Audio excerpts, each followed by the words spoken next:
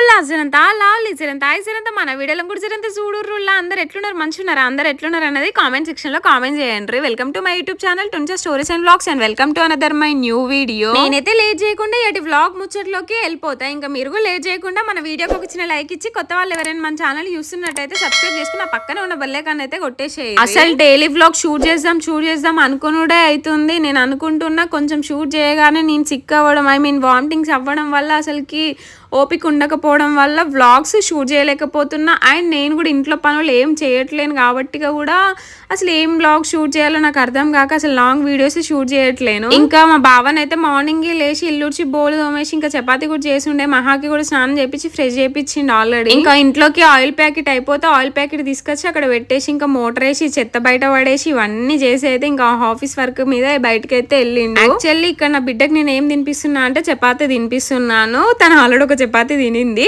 But ఇంకా నాకు అసలు వ్లాగ్ ఎట్లా షూట్ చేయాలి ఏం అర్థం కావట్లేదు. అండ్ నేను కూడా మహాగడికి తినిపించక దగ్గర 5 to 6 months అవుతుంది. నేను అసలుకి ఎప్పుడు మార్చ్ నుంచి అసలు తనకి తినిపించట్లేను. బికాస్ మార్చ్లో మా మహాగడు వచ్చేసి 1 month పిన్ని వాళ్ళ ఇంటి దగ్గర ఉంటుండే. ఆ తర్వాతకి మా చెల్లె వచ్చి మా ఇంటి దగ్గర 1 month, ఇంకా మళ్ళీ మా చెల్లె ఊరికి తీసుకెళ్ళింది. అట్లా 2 months అప్పుడు మా చెల్లె సమ్మర్ అంతా మా చెల్లె చూసుకున్నది. ఇంకా తర్వాత నుంచి ఇంకా మా బావే తినిపిస్తుంటుండే. తర్వాతకి నేను కన్సీవ్ అవ్వడం వల్ల నేను సిక్ అవ్వడం వల్ల కంప్లీట్గా తన ఫుడ్ సెక్షన్ మొత్తం మా బావే చూసుకుంటుండే. తన అన్నీ తింటుంది. ఒకళ్ళు రైస్కి వచ్చేసరికి కొంచెం లేట్గా తింటుంది. చాలా లేట్ ప్రాసెస్ అవుతుంది తను తినేసరికి అన్నట్టు. ఇంకా మా బావ తినిపిస్తాడు. టిఫిన్స్ అవన్నీ తనే తినేస్తుంది. మనం తినిపించాల్సిన అవసరమే లేదు. చాలా డేస్ తర్వాతకి నేనైతే తినిపిస్తున్నాను. యాక్చువల్లీ తను ఆల్రెడీ ఒక చపాతీ తిన్నది, అదే నేను చెప్పినాను కదా. ఇంకా హాఫ్ చపాతీ కావాలి అంటే ఇంకా మళ్ళీ నేనైతే తినిపిస్తున్నాను. చపాతీ ఎందుకు నేను తినిపిస్తున్నా అంటే తను లేటుగా తినిపోయేసరికి, అండ్ మాదేంటిదంటే అది మల్టీగ్రెయిన్ ఆట కాబట్టిగా మేము ఆయిల్ వేసి కాల్వము. సో అది ఫ్యాన్ గడుపుకి తనకి చుంచి ఇచ్చేసరికి అవి తను లేట్గా చూసుకుంటా తినేసరికి ఏమైపోతుందంటే అవి ఎండిపోయినట్టు అవుతున్నాయి అనమాట. సో ఎండిపోయిన తింటే తనకు డైజెషన్ అవుతుందో కాదో అన్నట్టుగా ఇంకా నేను తినిపిస్తూ అండ్ బ్లాగ్ కూడా షూట్ చేసుకున్నట్టు ఉంటుంది, మీతో కూడా మాట్లాడినట్టు ఉంటుంది. ఇంకా వీడియోని అయితే స్టార్ట్ చేసిన మార్నింగ్ 10 ఏమో అవుతుంది అనుకుంటా. నేనైతే ఇంకా బ్రష్ కూడా చేయలేదు.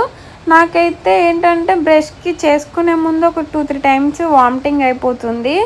ఇంకా బ్రష్కి ముందు అయితే వాటర్ అయిపోతుంది. ఇంకా అందుకోసం అన్నట్టుగా ఆ వామిటింగ్ చేసుకున్నాక కొంచెం ఫ్రీగా అనిపించి ఆ వామిటింగ్ అయినాకే నేను బ్రష్ చేసుకుంటున్నా. ఇందాక ఒక వీడియో చూసినలా నేను అసలుకి ఆ వీడియో చూస్తేనైతే నాకు ఎంత బాధ అనిపించింది అని అంటే, ఒక ఆమె ఉంది, ఆమె వాళ్ళిద్దరు కొడుకులను చంపేసింది. అసలుకి నాకు ఇప్పుడు నా కడుపులో చింతగింజ అంత బేబీ ఉందో లేదు, ఇంకా అసలు ఫామ్ అయిందో కాదో తెలియదు.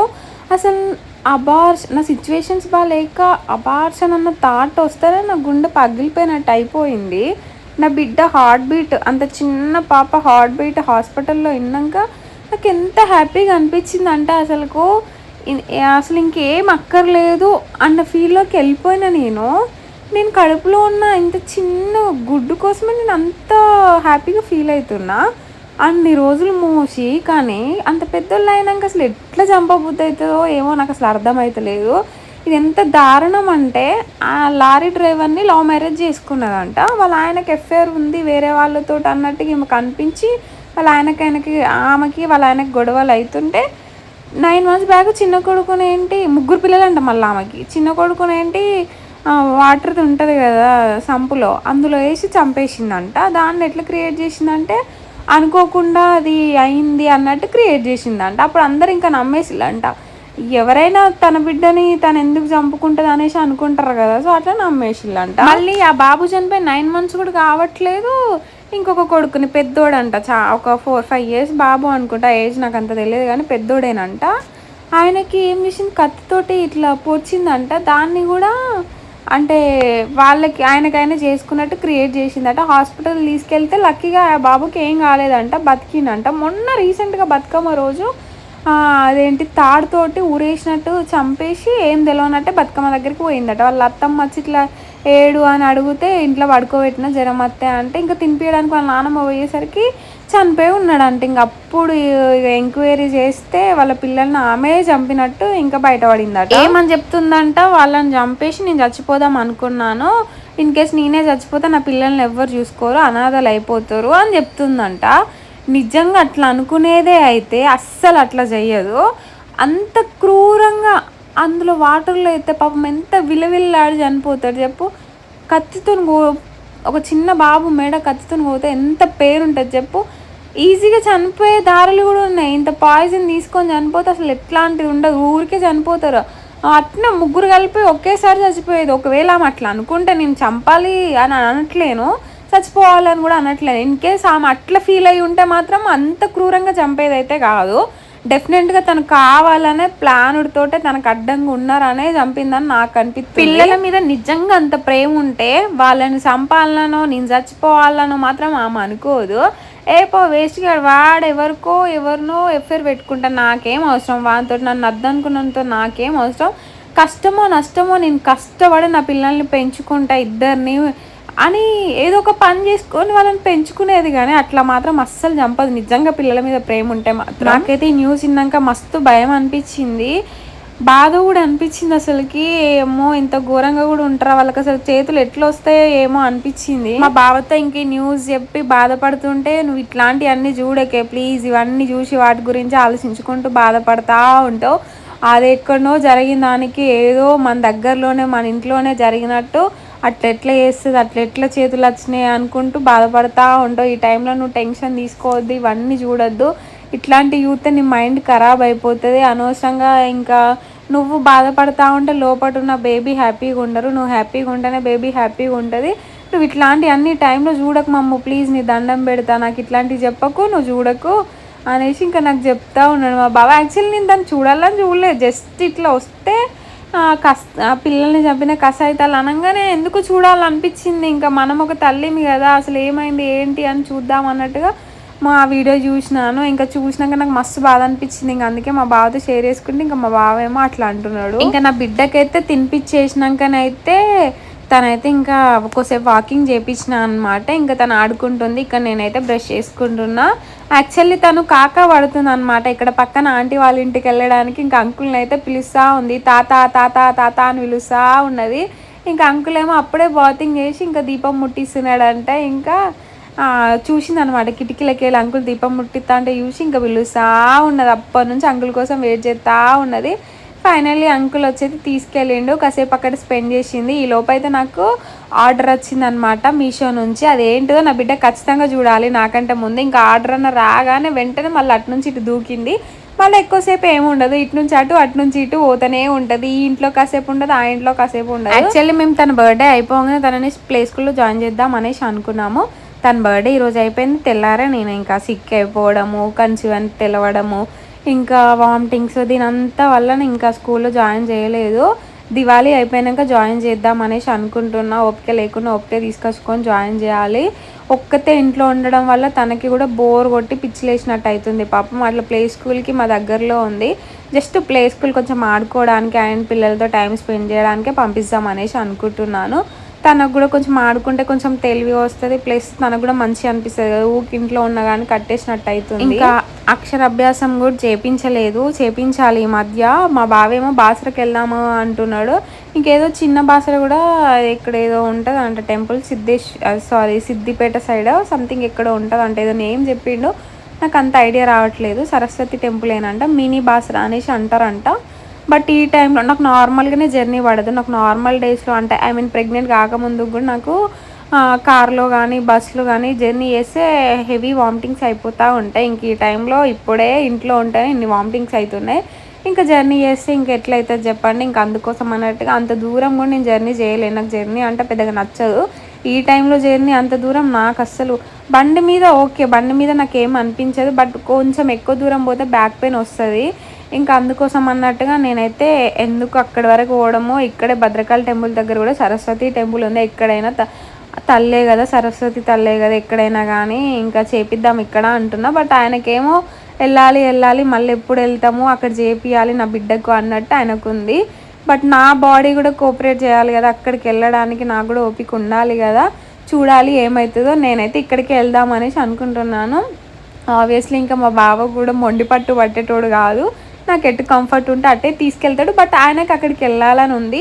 సో ఇంకా నేను కాంప్రమైజ్ అవుతానో ఆయన కాంప్రమైజ్ అవుతాడో చూడాలి. ఇలా మేము బ్రేక్ఫాస్ట్కి చపాతీ చేసినాం కదా, నేనేమో ఆంటీకి చపాతీ ఇచ్చినాను, ఆంటీ ఏమో ఇంకా అంకుల్ వచ్చింది కదా అన్నట్టుగా రాగి పిండితోటి అయితే అట్లు పోసిందట, అది మహాగాడికి ఇచ్చింది. ఆ స్మెల్కి కూడా నా ముక్కు దద్దరిల్లిపోయి అయితే వామిటింగ్ అయిపోయింది. అంత ఘోరంగా అసలు ఏ వాసనలు పడట్లేవు. ఇలా మీషో నుంచి అయితే 2 ఆర్డర్స్ వచ్చినాయి. అవి ఏంటి అన్నది నేనైతే షార్ట్ వీడియోలో క్లియర్గానైతే మీకు చూపించుకుంటూ ఎక్స్ప్లెయిన్ చేస్తాను. బిడ్డ ఇంట్లో ఉండి సైలెంట్గా ఉండదంటే ఏదో చేస్తుందని అర్థము. కిచెన్లోకి పోయింది, సైలెంట్గా ఏదో చేస్తుంది, సౌండ్ కాకుండా నన్ను దొంగ దొంగ సూపులు చూసుకుంటూ చూద్దాం మనం కూడా. ఫ్రిడ్జ్లో పెట్టి ఫ్రిడ్జ్కి లాకేసుకొని వచ్చినావా? ఎరికి ఇయ్యి తీస్తుందా, నువ్వే తీస్తుందా నాన్న, నీకు ఐస్ క్రీమ్ ఇస్తుందా, ఫ్రిడ్జ్ డోర్ తీస్తుందా? ప్లీజ్ ప్లీజ్ ప్లీజ్ ప్లీజ్ బుజ్జి తల్లి, ప్లీజ్ ప్లీజ్ ప్లీజ్ ప్లీజ్. చూసిలా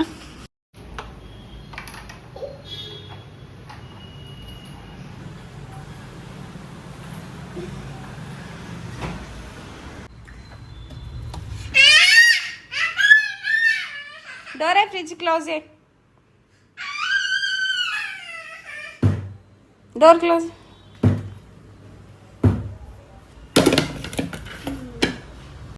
నేను బాత్రూమ్ పోయి వచ్చేలోపు ఈమె కథ చూడుర్లి. డ్రెస్సింగ్ టేబుల్ ముందు చైర్లు వేసుకొని లిప్ బామ్ తీసుకొని పెట్టుకుంటాను. అది బేబీ లిప్ బామ్ కాబట్టి సరిపోయింది. అది కూడా మా చెల్లెదుల్లా, మా చెల్లె మా ఇంటికి వచ్చినప్పుడు మర్చిపోయింది.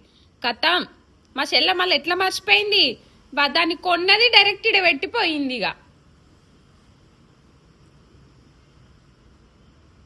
ఏందిరా నీ కథ, నేను అసలు ఇట్లాంటి వాటిని దగ్గర గుర్రానియా అంటే ఇంకా నువ్వేమో ఆపోజిట్. మొత్తం అమ్మమ్మ పోలికలే గాయస్, మా పిన్ని మా మమ్మీ పోలికలే మొత్తం రెడీ అవ్వట్లని అయితే. అగో నా ఒర్రు నేను ఒరుతూనే ఉన్నా, నీ పన్ను కానుతూనే ఉన్నావా? ఏంద్రా అది, లే చి పడెత్తలేగలే, పా ఇట్లా కడుక్కుంటుందా లేచి మంచిగా స్ట్రాబెర్రీ మంచిగా టేస్ట్ కొడుతుంది కావచ్చు కదా. చీ లే, దా కడుక్కుంటుందా, దా హ్యాండ్ వాష్ చేసుకోపో, మూతంతా కడుక్కోపో, మూతి కడుక్కోపో. మంచిగా నీట్గా కడుక్కోండి రా, ఓకేనా? కడుక్కో, చూస్తాను నేను ఇక్కడ నుంచి. మంచిగా మనం చెప్పాల్సిన అవసరం లేదు, మళ్ళీ మంచిగా నీట్గా కడుక్కుంటుంది. మూతి కడుక్కో, సోప్ అవసరం లేదు, లిక్విడ్ అవసరం లేదు, ఉట్టిగానే కడుక్కోనరా. చాలా ఇక నీకు అడుగుతుందా, ట్రా ఇట్రా ట్రా నువ్వు. అరే అగో ట్యాప్లోకి వెళ్ళుకొని వాటర్ పోతే మళ్ళీ పోయి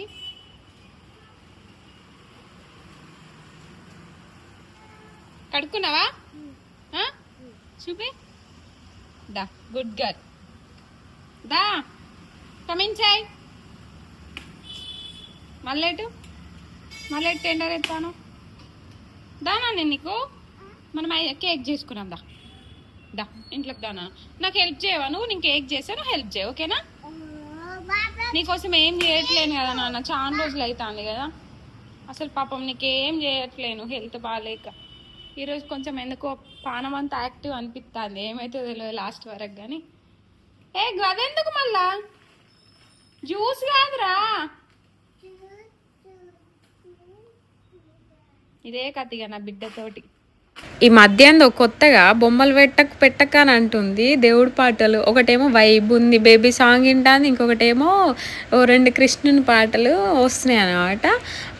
వాళ్ళు ఎట్లా వేస్తే అట్లా ఎత్తాంది, ఊకే అదే సాంగ్ పెట్టు అని అడుగుతుంది రిపీటెడ్గా. ఈ 3 సాంగ్సే, 2 కృష్ణుని సాంగ్, ఒకటి వైబ్ ఉంది. అమ్మ వైబు జేజా ఆ 2 పెట్టాను అడిగి, ఇక వాటిలో మొత్తం ఎట్లా ఇన్వాల్వ్ అయిపోతుంది ఒకసారి చూడండి ఎక్స్ప్రెషన్స్. అలా బాబు అంటే చిన్న బాబు గెటప్లా, దేవుడి గెటప్లే ఆయన ఎట్లా వేస్తే అట్లా ఇన్వాల్వ్ అయ్యి చేస్తా. ఇప్పుడు మహానికి వేసిన ఫ్రాక్ అయితే మా మమ్మీ అప్పుడెప్పుడో తీసుకొచ్చింది. అప్పుడు పొడుగుండదని పక్కన పెట్టేసిన, తీరా ఇప్పుడు వేస్తే మాత్రం మొత్తం పొట్టిగా అయిపోయింది మోకాళ్ళపై. నేనేమో వ్లాగ్ అసలుకి మంచిగా స్టార్ట్ చేస్తున్నా, మంచిగా ఎండింగ్ వరకు తీద్దామని. మధ్యలోనే నాకు ఏదో ఒకటి అవ్వడం వల్ల అసలు క్లియర్గా వీడియో షూట్ చేయడమే కుదరట్లేదు. మొత్తం ఆగం ఆగం అయిపోతాయి. అసలు డే ఇన్ మై లైఫ్ వ్లాగ్సే మార్నింగ్ నుంచి నైట్ వరకు అప్పుడు మంచి క్లియర్గా పెట్టేదాన్ని కదా. అసలు ఇప్పుడు సెట్ అవ్వక అసలు పెట్టను కూడా పెట్టట్లేదు. నేను ఇక్కడ చేత కాకుండా పడుకున్నా అని దేవుడి దగ్గరికి పోయి మొక్కి వచ్చి నాకు ఇట్లా ఊదెత్తాను అనమాట. నాకు ఎంత చేత కాకపోయినా కానీ నా బిడ్డను చూసింది అనుకోండి మంచిగా హ్యాపీగా అనిపిస్తుంది. ఈ వీడియోనైతే ఇంతే ఉల్లా నచ్చితే లైక్ చేయడం అస్సలు మర్చిపోకండి. బతుకమ్మ వ్లాగ్స్ అంటే బతుకమ్మ దసరా వ్లాగ్ కోసం అయితే ఇంకా మన ఛానల్ని సబ్స్క్రైబ్ చేసుకోండి. అంతే వీడియో. Bye bye.